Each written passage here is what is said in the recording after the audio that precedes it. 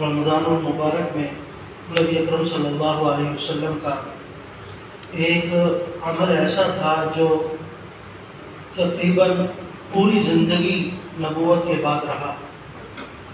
سوائے ایک سال کے جس میں آپ علیہ السلام سفر پر تھے، اس سال اعتکاف نہ کر سکے تو اگلے سال پورے مہینے کا پھر اعتکاف کر کے اس کی قضا بھی پوری کر دیں۔ تو نبی اکرم صلی اللہ علیہ وسلم اعتکاف کو بہت زیادہ اہمیت دیتے تھے، تو یہ ان کے اپنے عمل سے ہی ثابت ہے کہ ہر سال اعتکاف کے لیے مسجد میں ٹھہرتے، اور جس سال نہیں کر سکے تو اس سے اگلے سال اس کی قضا کی، یعنی پھر 20 دن اعتکاف کیا، ورنہ عام حالات میں 10 دن، جس دن پھر ایک سال ناروا ہونے کی وجہ سے پھر اگلے سال 20 دن کا اعتکاف کیا۔ اور پھر نبی اکرم صلی اللہ علیہ وسلم کے اگر اعتکاف کی حالت کو دیکھا جائے تو پوری زندگی ان کے اعتکاف کی ہے، صرف یہ چند دن اعتکاف کے نہیں، ان کی تو پوری زندگی ہی مسجد میں گزرتی رہی ہے، پورے مہینے کا اعتکاف ہوتا تھا۔ تو یہ اعتکاف ایسی چیز ہے کہ یہ اللہ کے مہمان بن جاتے ہیں، آپ اللہ کے گھر کے مہمان بن جاتے ہیں۔ تو جب اللہ کے گھر کے مہمان بن گئے تو میزبانی کا شرف اللہ کو مل جاتا ہے، اور اللہ تعالیٰ پھر آپ کی میزبانی فرماتے ہیں۔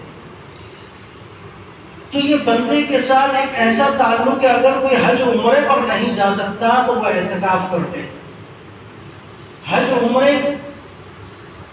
عمرے کے لیے اگر اس کے پاس پیسے نہیں ہیں تو کم سے کم اعتکاف کے لیے اپنا وقت نکال لے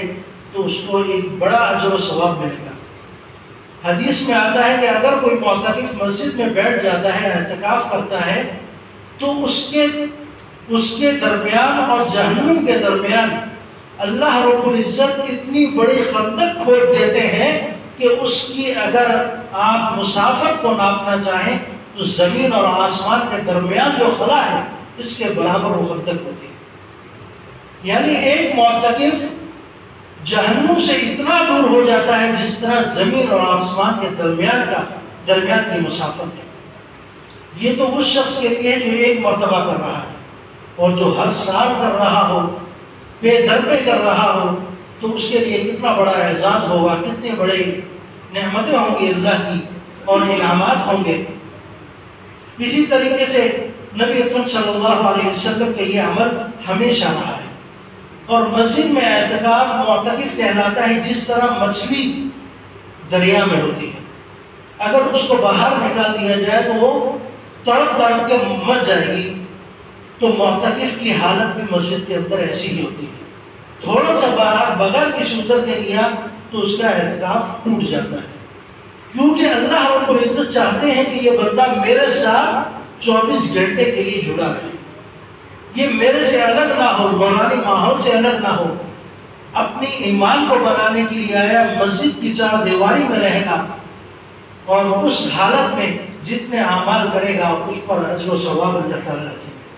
اور صرف یہ نہیں، یہ شخص اگر مسجد سے باہر عام حالات میں کوئی صدقہ خیرات کرتا ہے، کسی مریض کی عیادت کے لیے جاتا ہے، کسی جنازے میں شرکت کرتا ہے، کسی بیمار کے پاس جاتا ہے، اس کی تیمارداری کرتا ہے، تو اگر اس کی متواتر یہی عادت ہے تو ان دنوں میں بھی اس کو اس کا ثواب ملتا رہے گا۔ یعنی اس کے وہ خیر کے کام جو باہر کیا کرتا تھا، مسجد میں بیٹھ کر بھی اس کا ثواب مسلسل اس کو ملتا رہے گا۔ ایسا نہیں ہے کہ باہر کے کام باہر رک گئے اور اندر کے کام شروع ہو گئے، ایسا نہیں، بلکہ باہر کا بھی اجر و ثواب اس کو اندر ملتا رہے گا، اور یہاں اللہ سے اس کا تعلق جتنا مضبوط ہوگا اتنا اس کا ایمان مضبوط ہوگا۔ اللہ تعالی ہمیں اس عظیم عبادت کی قدردانی کی توفیق عطا فرمائے، اور ہمیں اس اعتکاف میں بیٹھنے کی توفیق عطا فرمائے۔ وما علینا الا البلاغ۔